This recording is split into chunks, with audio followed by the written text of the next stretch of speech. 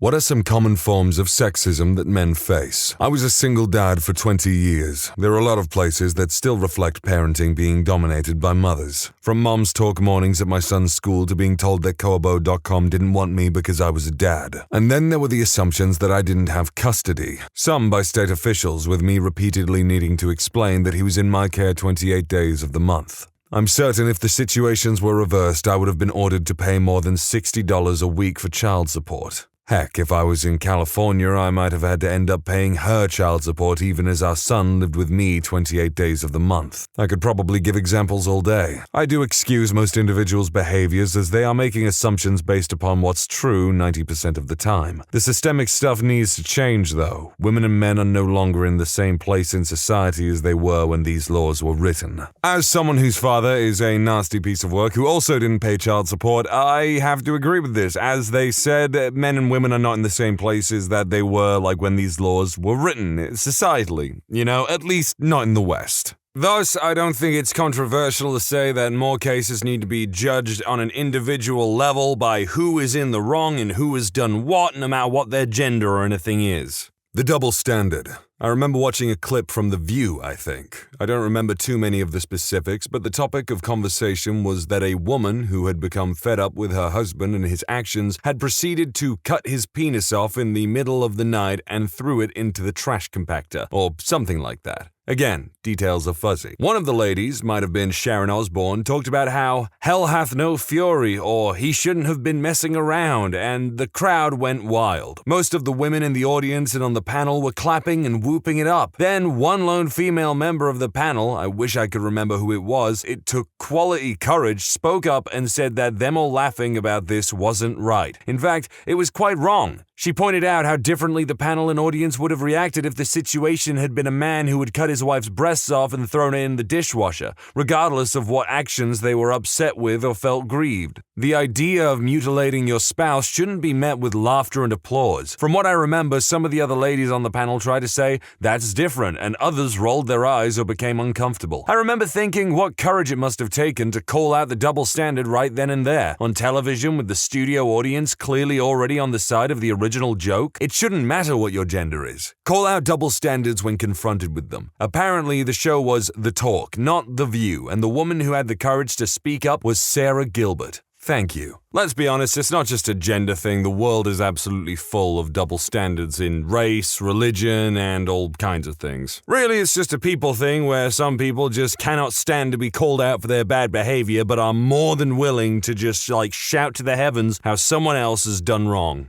My wife and I decided to hire a male nanny. This decision causes me, my wife, and the male nanny to experience a whole range of uncomfortable situations. Because we live in the Pacific Northwest, a lot of people assume we're a polyamorous couple. We are not. Some people assume that me and the male nanny are a gay couple and my wife was our surrogate. On the first day of school, for example, my daughter's teacher introduced us as her daddies, even though she had met with my wife on multiple occasions beforehand. Others simply can't wrap their head around the fact that a man might want to work in childcare. I can't tell you how many warnings we've received, even from within our own families, that we have to watch him closely because it's not a natural thing for a man to want to work in childcare. He must be a pedophile. When it comes to raising children, men still face an enormous amount of sexism from all sides. This is incredibly true. Men who want to work in childcare are looked at very strangely because it is an odd thing why a man would want to be involved with a child that isn't their own. I mean, hell, there are some men out there who don't even want to be a part of their own child's life. So, I'll admit, I understand the skepticism. TLDR, domestic court system is biased against men start to finish. I was stalked by an ex. Everyone was like, you must have given it to her good, LOL. To top it off, I was treated like the criminal every time I called the cops. When I went to file for a restraining order, I had to ask 3 times because they kept referring me to a courtroom assuming I had been served. And the icing on top, the judge I finally got treated me like I was a whiny baby and gutted the restraining order. I'm still convinced the only reason I got it at all was that I had my family there for support. I fear for any day that I'm in public with my niece and her parents are nearby. Little kids can become emotional and are too young to understand the ramifications of shouting something like, "You're not my dad," when they get told something they don't want to hear. This is true. It's all too true. If a man sees a child that's like lost potentially and it's like, oh damn, that kid needs someone to like check up on them or whatever, you have to like weigh it out in your head how appropriate or like weird it might look for you as a man to approach a child. My husband and I have 2 daughters. One is his stepdaughter and I have joint custody. A few years ago, my friend paid for me to fly out to Seattle and stay a few days for her birthday. Our daughter was almost 2. My mom went into a panic. Who is going to watch the baby? Well, her completely capable and loving father is here. And I guess since he is a competent person with normal functioning cognitive abilities and, he's her father, I guess him? She does this anytime I do anything by myself. Where's the baby? Who is taking care of the baby? Her father, you goddamn shrew. Sorry, I ranted a little. Well, that sounds like a personal issue of the shrew. I mean, there is like a typical thing in sitcoms and whatnot, especially family-orientated ones, where the father is usually an idiot with maybe every so often a smidgen of good advice or something, but for the most part, they're kind of an irresponsible jackass. So I just think at this point, it's a problem of the shrew ladies. TLDR, men are perceived to be disposable. Young men in every society are viewed as infinitely disposable. They are cannon fodder. Everyone craps themselves when female civilians are victims of a battle in war. No one gives 2 craps about the young male soldiers, most of which were either conscripts or forced into the military due to lack of opportunities. Civilians equal women and children. Read any of the recent articles about Aleppo. The headlines or text in the article always has this crap like many of those killed were women and children, or 1 in 5 of the victims were women and children, and it's infuriating. Like, who do you think the other 4 to 5 victims were? Freaking trees? I googled Aleppo and went on to Google News, and this was the last result. I haven't read all of the articles, of course, but I'm sure a lot more specifically mention women and children and leave out men. Male disposability is real. How many victims of violence in video games, movies, TV shows, plays, books, etc. are male? Now tell me how many victims of violent crime, the homeless, army casualties, and members are male. Yet these things are barely talked about. What is one of the leading causes of homelessness? Divorce. What is the leading cause of divorce? The man losing his job. Which gender has a higher successful self-deletion rate? Men, 5-to-1 ratio. Which gender has a lower life expectancy? Men, -5 years. Which gender gets the majority of government funding and funding from charities for healthcare? Women. And I'm sure that everyone knows about the situation with divorce cases and family courts because people seem to at least be aware of the problem there because of organizations like Fathers for Justice. Then we get to the prevention of domestic violence against women and girls specifically. That's freaking dumb. Why not try to prevent it against everyone? Women, men, girls, and boys. Men are much less likely to seek aid for domestic violence, and there are barely any domestic abuse shelters for men, whereas there is a huge amount of shelters for women. My point with all of this isn't screw women, they have it good. It's that sexism against men isn't acknowledged because men are seen as disposable and it's society's and the government's fault. I'm glad this individual specified that this wasn't a screw women, they've had it too good for too long kind of thing, because Lord knows in very many places outside of the Western world, they've still got it pretty goddamn bad. Getting crap for being teachers because men plus kids equals he's a pedo. At least that's the one off the top of my head that makes me the angriest. My abusers were female. I started doing a lot better in school once I had male teachers around. I've always felt safer with men. Aw, look, Dad's babysitting today. Hell no. He's parenting, like he's supposed to. Stop flapping your dentures, Grandma. Father stays home with kids while Mother works. She must have his nuts in a bag in the freezer. Or maybe he's just too dumb to get a decent job and his wife has to take care of all of them. Granted, I know one family where that's the case. He's too mentally ill to work in most environments, so she teaches and he stays home with their kids. But that's not the norm in the Mr. Mom situations I've seen. That is the first time I've ever heard of a Mr. Mom. Is that like, it's like a label, it's a situation, whatever? All I'm thinking is Mr. Men. I found out that I'm unattractive a few months ago. It felt pretty bad, to be honest. A co-worker/friend of mine who I've been pals with for nearly 2 years, and I know her husband and am great pals with him, came to work very dressed up. Way more than normal, so being a friend and wanting her to know I noticed how great she looked, simply commented, "Wow, co-worker, you look very nice. Going to a wedding or something?" She laughed it off, and that was that. Later on, I got a message from her. "Hey, about what you said, I've known you for a long time and I know you didn't mean anything weird by it, but that was kind of creepy. Don't say things like that. Just wanted you to know." I felt terrible. I didn't know how what I said was construed as creepy, but I apologized and let it go. When lunch rolled around and we were hanging out in the lunch area when another coworker walked by and said, "Wow, you look great. Got anything planned after work?" She blushed, thanked him, and then he left. I sat there waiting for her to say something like, "See, how weird," or something like that. Nope, so I brought it up. She said it wasn't really that creepy, so I pushed the issue and we talked about it. After a long discussion on why me saying it was creepy and him saying it wasn't, we came to two conclusions. It was either weird because she's known me for much longer and it was weird to be hit on by a close friend, while it wasn't weird for someone she only knew a bit. Or it was because he was handsome and I was not. Okay guys, let's rewind a bit. The first few "she's a C-word" responses were fine, but it seems like everyone thinks she's a total B for saying that. I'll defend her because I don't think she was trying to be a butt about it. Both the text and the chat at lunch were very open, and I genuinely think she was looking out for me. She's married, and I'm great friends with both her and her husband. I still regularly hang out with them, and they both have bent over backwards to help me. So I'm not being used or being mistreated. I think there is a weird knee-jerk thought process that someone you don't find attractive flirting with you is creepy, while someone who is attractive is kind of empowering. But it goes both ways. If a 60-year-old lady who smoked since she was 8 told me that I looked great, I'd internally squirm if I thought she was hitting on me. Compliments are nice, but if we think we're being hit on by someone we don't find attractive, I think a lot of people think it's either gross, weird, or creepy, and that's unfair, but even I'm guilty of it. Guys, I've gotten like 20 plus responses and PMs telling me to get fit, wear better clothes, groom myself, etc., etc. Holy crap, guys, I appreciate the tips. I look fine, though. The "I found out I'm ugly" was an exaggeration, a joke. Story is true, and the guy who was more attractive than I was more attractive than I, but I'm not Sloth from the Goonies. Geez, no, I don't want to buy your personal trainer service. Why would you even PM me that? Okay, so at first I found the whole "a few months ago I found out that I'm unattractive and it felt pretty bad, TBH. And that was funny. That was funny as hell to me. The part that it's like, "The other day I found out I am ugly."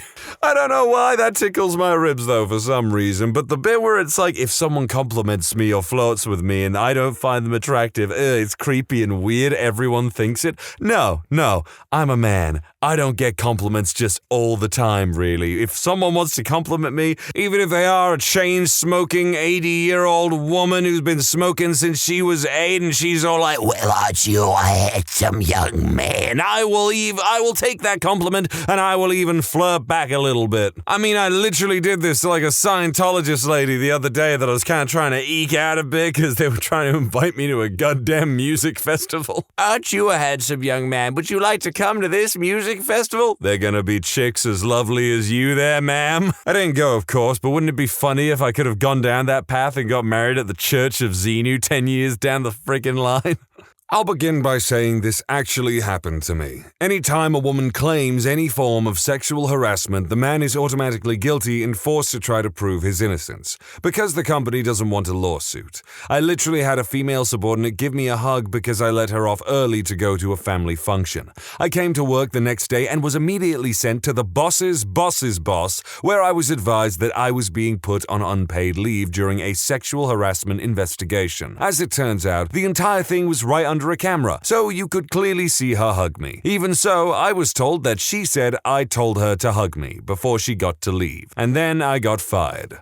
Scum behavior, hate it. My knee-jerk reaction, although it's not a perfect answer, is that people who make accusations like this, especially more serious accusations that go to court, if it turns out that it's coming from a place of malice or personal gain and under false pretenses, I think the accusee should be held responsible, or maybe even to a higher standard of responsibility and punished as such if they are found to be lying. But again, that is not a perfect answer to these issues, because then you gotta consider the process in the jury, in the investigation and whatnot, and how things can go wrong, and how actual victims can be left in a destitute situation. I know some of y'all hate it when I go a bit too long on the personal commentary, so I made it nice and short for you, but I'll be back. The employee bathrooms at my job have been scheduled for an update. The work on the men's room started a week or two ago Monday and ended this past Monday morning, during which time the men had to use the public customer bathroom and the women continued to use their employee bathroom. On Monday afternoon, when the work began on the women's room, the newly refurbished, as yet unused by a single man men's room became a temporary women's bathroom, until the work on the new women's bathroom is finished. So the men have to go several weeks without an employee bathroom while the women never have to go a single day without one. Not exactly common, but it otherwise fits the question and is currently on my mind. Well, that is just legitimately unfair. I'd be scared that those mean old dirty girls will poop in the urinals before I get a chance to. I mean pee in the urinals, yeah. I'm a male nurse in the ER, and there are a lot of extra rules I have to follow that the females do not. If I'm doing any kind of perineal care, Foley, straight catch, pelvic, or even rectal temp, on a female patient, I need a female chaperone. However, a female nurse can go do those same procedures on a male without a male chaperone. The looks I get from many elderly patients when I tell them I'm their nurse, those judging eyes. I had a guy straight up laugh in my face and tell me my parents must be embarrassed by me. Mothers freak out when I'm the nurse for their child. I had a lady straight up tell me I couldn't help drain her daughter's armpit abscess because she thought I'd be eyeballing her. No. Literally none of this happens to the female staff members. And frankly, I'm a much better nurse than quite a few of them. I think it's been pretty well established there are just jobs where men typically aren't very welcome, or if you are there, you have a lot more rules and regulations that you must follow because of people's discomfort around you. I've just recently noticed something that bugs me a bit. I grew a beard throughout October to December. My girlfriend and all the women on her side of the family were quick to offer their criticism. I didn't really care too much and took it lightly. But after a while, I couldn't help but imagine what it would be like if the tables were turned. Like if my GF started wearing a shirt she just bought and really loved, but my brother, dad, and myself criticized it every time she wore it. That would be messed up, and people would take her side immediately. Talk crap about my choice to grow a bit of facial hair, and no one bats an eye. I feel like this is kind of a straw man argument with the whole if my wife decided to wear a shirt that she loved and I criticized it, then everyone would side with her immediately. Not necessarily. If it's a crap shirt, it's a crap shirt. I don't freaking know, man. I grew a mustache last year for Halloween so I could do a Ron Swanson outfit. I got crap. I didn't give a single crap about what other people thought. Goddamn self-deletion. You want to raise awareness for self-deletion and mental illness? Yeah, fill your boots. But it gets on my frickin' tits when it's all directed towards the struggles women have regarding mental health and self-deletion ideation. And yet the male gender is chastised for anything regarding to ending it early or mental health. The notion of a man to be a strong and mentally powerful individual is a crock. It doesn't define a man. How he deals with it is how it defines him. True that. I'm a girl, so I don't know firsthand, so tell me if I'm wrong. I consider it sexist that boys have to be tough and play with Legos and all that crap, even if they want to play with dolls. If their favorite color is hot pink, then that's wrong as well. Growing up, they are not allowed to be emotional, to cry, or to need someone to help them. They can't look for comfort because they have to be manly. Also, in many places in the world and social environments, they are expected to pay for a girl's food, drink, whatever. For her birthday, you should give them something expensive. For what it's worth, it does not happen where I live, and in my circle of friends, mostly educated middle-class people, but I can see it all the time. It made sense when women were not working, but now you don't know whether the woman actually makes more in her job than her date, but he's still expected to pay. I don't know about everyone else, maybe I'm just lucky. I mean, there have been times where I've just paid without saying anything, but, I've gone on dates with some pretty considerate women who have offered to pay for their own food and everything. I don't doubt that there are women who can be kind of bratty or insistent that you pay for their meals and all the date and everything, but, I certainly have not come across one like that yet. I was trying to be friendly to a woman during lunch at work. She was literally sat across from me. Mind you, we had been trained alongside one another. So I said hi and asked how she was. She told me that her boyfriend's grandpa died. She said that she got really close to his grandpa. I said that I was really sorry and did my best to empathize. I asked how long her and her boyfriend had been together. She said 4 years and I said congrats. She told me all about her kids and asked me questions about work. Mid-conversation, when she had done most of the talking, she picks up her phone, dials a number. It's her boyfriend, from the sound of it. She says, "Yeah, I was just calling because this guy was being way too friendly. I have no attraction to this person on a sexual level at all. I did not make passes at her, flirt, or anything. In fact, up until then I had tried to keep it friendly but strictly professional, but she insisted on talking about her family, so I gladly lent an ear. We just had friendly exchanges up until then, and I thought that she wanted to be friends. Apparently, I was wrong. In that moment, I realized that I can't get a date to save my life, or even get a woman that I am attracted to maintain more than a minute or two of conversation with me before writing me off. And yet I give this woman that I have no interest in the impression that I'm being too friendly when she gave me every reason to believe that she wanted a friend to talk to. F my life. This can go both ways, but yeah, I know some women who are a bit too egotistical for their own good and just kind of assume that anyone approaching them is immediately attracted to or wooed by them in some way. The same thing does happen for guys, but it's usually in a way where it's like, wait, is this girl interested in me? She's like asking me about my hobbies and stuff like that? What's going on here? There's no perfect way to remedy this at this point, it's just a societal norm at this stage, but whatever.